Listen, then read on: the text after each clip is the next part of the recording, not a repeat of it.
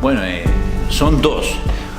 Una, estamos preparando un curso de formación a nivel de América para los diversos delegados de animación misionera de toda América, que vamos a realizar al final del mes de julio y inicio de agosto. Son 3 semanas intensas de formación, y después encontrar también aquí con el Padre Ángel, el nuevo delegado de la animación misionera de la Inspectoría de Ecuador, para intercambiar informaciones, proyectos. A lo largo de estas 3 semanas, la idea es reunir a los responsables de animación misionera, que en muchos lugares son los responsables del voluntariado, para continuar a reflexionar sobre la pastoral, sobre el trabajo que hacemos con el voluntariado misionero en todo el continente, para buscar líneas comunes. La congregación está trabajando en hacer una especie de nuevo manual para el voluntariado misionero, y queremos un poco compartir impresiones sobre ese documento y cómo ir implementando y buscando sinergia en todo el continente al respecto de este voluntariado misionero. Es decir, la congregación da importancia a las misiones porque sin las misiones la congregación muere, porque somos una congregación que nació misionera. El DIAM quiere decir Delegado Inspectorial de Animación Misionera, ¿no?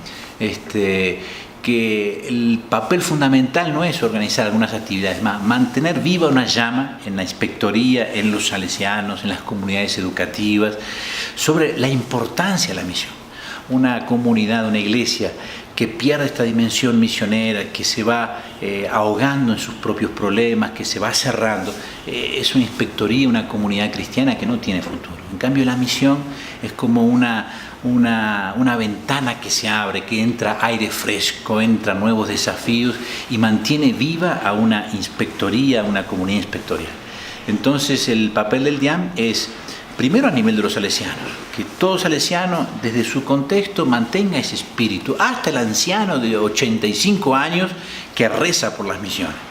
Y después que cada salesiano en su obra educativa, con la comunidad educativa, también motiva, también intensifica la propuesta misionaria a los jóvenes, a los adultos. Entonces, el papel del animador misionero es mantener viva en toda la inspectoría esta sensibilidad que después se hace concreta en las diversas dimensiones de la pastoral juvenil. Son cosas que se interrelacionan, por eso es importante una inspectoría que trabaja en total sinergia, la pastoral juvenil con la animación misionera, con la comunicación y con la animación vocacional, con la formación. Porque son elementos complementarios, y si falta uno se empobrece el otro. Entonces, de los grandes desafíos que existe una inspectoría, cómo coordinar y cómo complementarse. A veces, en algunas inspectorías, cuando la dimensión misionera, el animador, la pastoral misionera, animación misionera, va por un lado, la pastoral juvenil por otro, después se empobrecen las dos realidades, ¿no? En cambio, por ejemplo, tener una pastoral juvenil animada por esta dimensión misionera a través del prevoluntariado, grupos misioneros, es decir, le da una vitalidad a la pastoral juvenil que es maravillosa, ¿no? Entonces es un servicio mutuo de enriquecimiento, porque después una pastoral juvenil, el fruto maduro, una pastoral juvenil tiene que ser jóvenes con una dimensión vocacional al servicio de la sociedad y de la iglesia.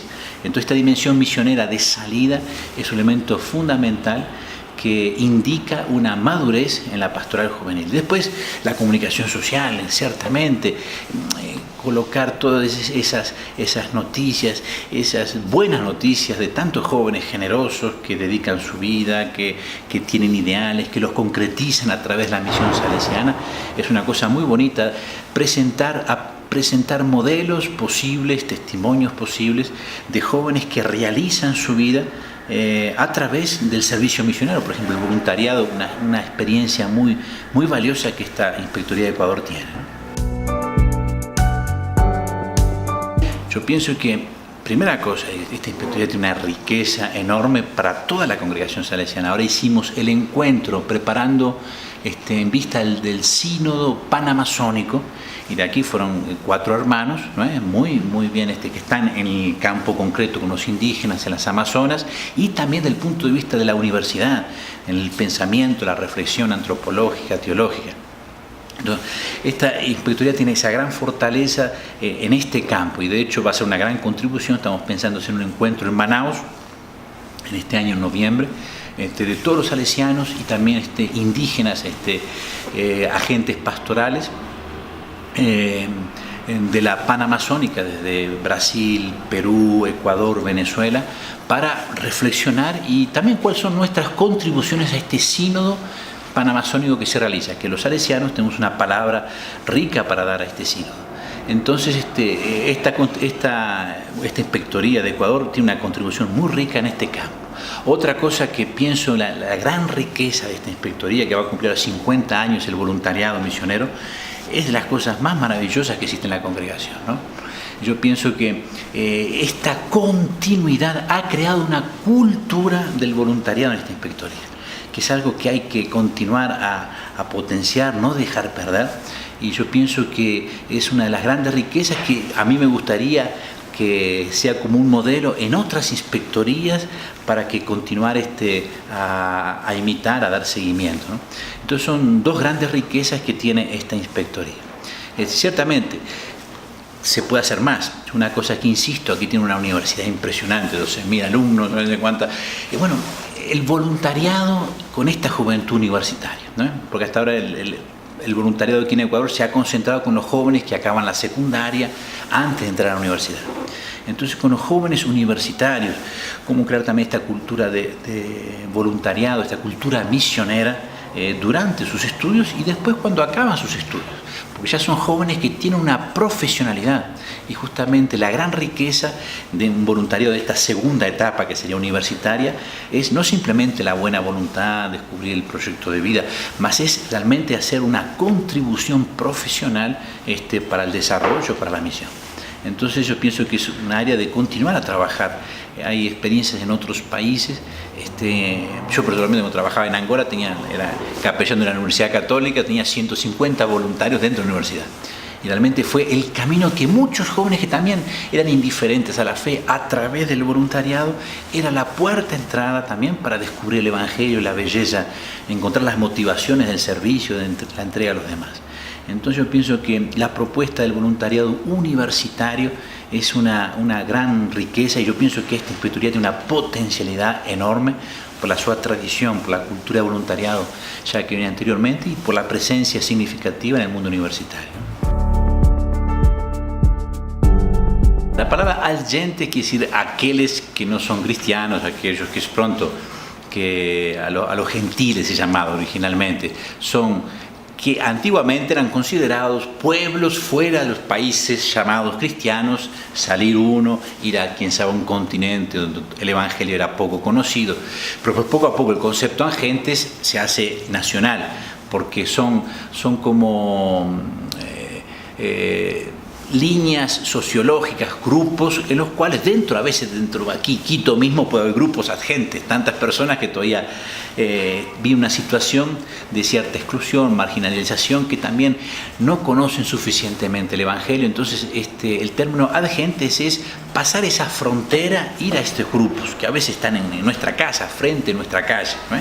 Entonces, agentes tiene esa salir a encontrar otras personas, grupos de personas que a veces no están tan cerca del Evangelio. Ahora el concepto ad extero, ¿sí? Salir fuera del país, ¿no? Y yo pienso que es un examen de conciencia que nuestra América Latina tiene que hacer. Es llamada de los continentes más católicos, con mayor proporcionalidad de católicos, pero del punto de vista misionero, de enviar para afuera, es muy limitada, ¿no? Piensa que, por ejemplo, en Vietnam los católicos son el 3-4%. En los últimos 15 años ya enviaron más de 120 salesianos, ¿no? Como misioneros, ¿no? Ahora África, que era el país que recibía misioneros, por año está enviando más o menos a África 6-7 misioneros adestro para diversos países o más. Entonces, países que de una proporcionalidad muy pequeña de católicos envía generosamente fuera de su país, envía misioneros, y otros continentes que hasta ahora estaban recibiendo misioneros, se transforman en misioneros. Y nosotros, América Latina, este país con una tradición católica tan grande, si vemos los números siempre son muy pocos. Por ejemplo, nosotros por año, los salesianos, enviamos son entre 20 y 30 misioneros adextros, a gente. Es decir, la idea es, y Ad Vitam significa un proyecto para toda la vida, ¿no? Entonces, de América Latina van 2 por año. Este año va a ir uno de Paraguay y otro, no sé si del Salvador, no sé. Son pocos, ¿no? En cambio, de la India, que son el 2% de la población, los católicos, países de Asia, son proporciones muy ínfimas, continúa a mandar muchos misioneros, ¿no? Entonces nos tiene que cuestionar, ¿qué sucede en nuestra América Latina que la proporcionalidad de una fe tan grande? ¿No faltará un mayor compromiso en este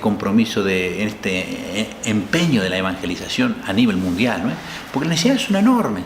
Solo pensar todavía en el Asia, pensar también en la Europa, un país que el secularismo entró mucho. Nosotros estamos con el proyecto Europa, muchos jóvenes misioneros están, más de 50, de diversas partes del mundo salesiano, trabajando en la misión Europa, con los emigrantes, dando un nuevo rostro a la presencia salesiana en Europa. Es decir, entonces esta generosidad, este respiro universal, es toda iglesia llamada. Entonces yo pienso que nuestras comunidades, nuestras inspectorías de América Latina, sea a nivel de religiosos como a nivel de laicos, tener esta sensibilidad de que la misión es algo universal, ¿no? Entonces, y eso ayuda a la propia inspectoría a tener un aire fresco que la renova. Cuando jóvenes, cuando religiosos hacen experiencias afuera, es una riqueza que después también traen para adentro, ¿no? Entonces yo pienso que ad exteros sí es una dimensión que no hay que olvidar, ¿no? Ciertamente que todos somos misionarios donde nos encontramos, en nuestro ámbito, en nuestro lugar, en nuestro país. Pero también esta dimensión ad exteros, enviar personas a otras iglesias también que necesitan, o a veces no es que tanto necesitan, pero la diversidad cultural enriquece, porque cuando llegan personas de otras culturas se hace una pastoral mucho más rica. Entonces yo pienso que es una dimensión que aquí esta inspectoría tendría que estar poco a poco preparándose, desde preparar poco a poco un voluntariado internacional, como otras inspectorías lo tienen, ¿no? Jóvenes que van por 1 o 2 años a otros lugares a donar sus capacidades profesionales y también su testimonio de fe, y también ir pensando también la propuesta a nuestros jóvenes salesianos en formación, que también eso es un campo de la congregación, ¿no? Ad Vitam significa justamente para siempre, ¿no es? Es decir, por toda la vida. Uno puede ser, claro, está el voluntariado, que es una etapa de la vida, ¿no es? Es una etapa en la cual, bueno, yo voy un tiempo, unos meses, un año, ¿no es? Y ya es fantástico, ¿no? Pero la Ad Vitam implica una opción definitiva. Es decir, me voy a casar con ese pueblo que voy a ir.